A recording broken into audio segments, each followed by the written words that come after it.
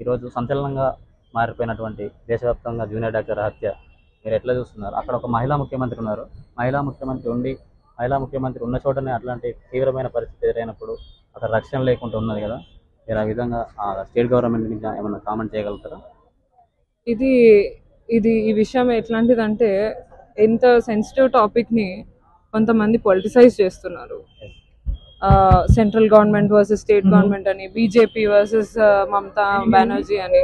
It's not, ఇది politicise చేయాల్సిన అవసరం లేదు.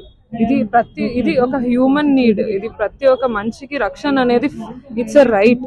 ఫ్రీడమ్ లో మనకి ఇచ్చే బేసిక్ ఫండమెంటల్ రైట్. మనకి మేడం, ప్రభుత్వాలు కూడా మీకు కావాల్సిన ఫండమెంటల్ డ్యూటీస్, రక్షణ, ప్రొటెక్షన్ అవి కూడా ఏర్పరచాలి కదా. ఆర్జికర్ లో మనం విన్నట్టు డ్యూటీ రూమ్స్ లేవు. డ్యూటీ రూమ్స్ లేనప్పుడు ఒకరు 36 గంటల డ్యూటీ తర్వాత ఇంకా డ్యూటీ ఎండ్ కూడా అవ్వలేదు, అంత లోపల కొంచెం రెస్ట్ తీసుకోవడానికి వెళ్తున్నప్పుడు ఇట్లా జరుగుతుంది అంటే దీనికి అసలు ఏం అంటే ఇంత హారిఫైయింగ్ గా, ఇంత గ్రూసమ్ గా చేశారు ఎవరైతే చేశారో. స్టేట్ గవర్నమెంట్ ఖచ్చితంగా చర్యలు తీసుకోవాలి.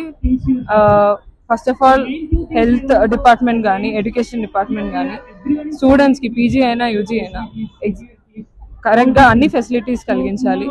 అదే కాకుండా ఎస్పెషల్లీ పీజీ డాక్టర్స్ కి డ్యూటీ రూమ్స్, రెస్ట్ రూమ్స్ కూడా చాలా చోట్ల చూస్తున్నాం సరిగ్గా డోర్స్ కి లాక్స్ ఉండవు. ఫీమేల్ రెసిడెంట్స్ కి రూమ్స్ లేవు, ఏమీ లేవు. అవన్నీ కరెక్ట్ గా కలిగించాలి. సెక్యూరిటీ, ఫుల్ సెక్యూరిటీ ఉండాలి. అసలు ఎవరో బయట నుంచి రావడం ఏంటి, బయట నుంచి వచ్చి మొత్తం హాస్పిటల్ బ్లూ ప్రింట్ తెలియటం ఏంటి, కరెక్ట్ గా అమ్మాయి అక్కడికి వెళ్తుంది. ఇదంతా గవర్నమెంట్ కథలు అల్లి చెప్తున్నారు అని అర్థమవుతుంది క్లియర్ గా. నిందితుడు ఇంత పెద్ద నేరం చేసినప్పటికీ ఎట్లాంటి గిల్ట్ ఫీల్ కావట్లేదు. అతనే ఇంకా ఎదురుగా క్వశ్చన్ చేస్తుండు గవర్నమెంట్ కానీ, పోలీస్ కానీ. అయితే అక్కడ బెంగాల్ హైకోర్టు కేసును సిబిఐకి ఇచ్చేసింది. దాని ద్వారా ఏమైనా న్యాయం తొందరగా జరుగుతుందని మీరు ఫీల్ అవుతారా, లేకుంటే న్యాయం లేట్ గా అవుతుంది అనుకుంటారా? సిబిఐ ద్వారా సిబిఐకి ఇచ్చింది. ఇట్లా చాలా కేసులు సిబిఐ హ్యాండ్ ఓవర్ ఇచ్చినా కూడా ఇప్పుడు వరకు సొల్యూషన్ లేకుండా ఉన్నాయి. ఇది ఇమీడియట్ గా మన ప్రధానమంత్రి అయినా, మన ప్రెసిడెంట్ అయినా central protection act bill pass చేసి ప్రాపర్ గా దాంట్లో ఉన్న అన్ని central protection act list out చేసి ప్రాపర్ గా డ్రాఫ్ట్ చేసేటప్పుడు జూనియర్ డాక్టర్స్ ని ఎస్పెషల్గా అడగాలి.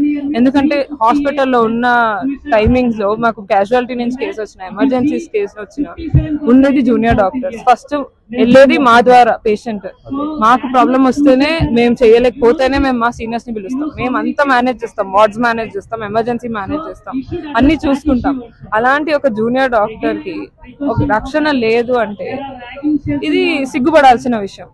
సో నేను కోరుకుంటుంది ఏంటంటే, మేమందరం కోరుకుంటుంది ఏంటంటే, ప్రధానమంత్రి గారు, ప్రెసిడెంట్ గారు ఇది ప్రాపర్ గా గుర్తించి, అసలు ఈ విషయాన్ని పెద్దగా పట్టించుకోవట్లేదు ఎవరు కూడా.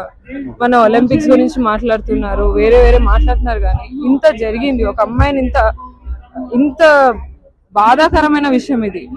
ఏ అమ్మాయికి కూడా, ఇప్పుడు నాకు ఈరోజు డ్యూటీ ఉందండి, నేను వెళ్ళడానికి భయపడుతున్నా. అట్లా ఉంది ఇప్పుడు పరిస్థితి. అది ఎవరు కలిగించకూడదు. మాది ప్రొటెక్షన్ అనేది. తనకు గానీ, మీకు గానీ, ఇప్పుడు మీకు భవిష్యత్తులో గానీ తక్షణంగా కావాల్సిన డిమాండ్లు ఏంటి? రక్షణ కోసం కానీ, మీరు చేసే డ్యూటీల ప్లేస్ల దగ్గర కానీ, ఒకవేళ ఇప్పుడు ఆమె మర్డర్కు, బ్రూటల్ గా జరిగిన ఆమె మర్డర్కు మీరు ప్రభుత్వాలకు, స్టేట్ గవర్నమెంట్ కానీ, సెంట్రల్ గవర్నమెంట్ కానీ, ప్రభుత్వాలకు ప్రధానంగా చేసే డిమాండ్స్ ఏంటి? తక్షణం ఆమెకు న్యాయం జరిగేలాగా, విక్టిమ్కి న్యాయం జరిగేలాగా నిందితుని ఏ రకంగా శిక్షించాలనుకుంటున్నారు? అదొక పాయింట్. అయితే ఇప్పుడు స్పెషల్ గా మన కొత్త చట్టాలు వచ్చినాయి.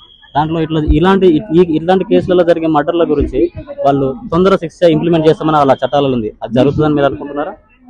మమతా బెనర్జీ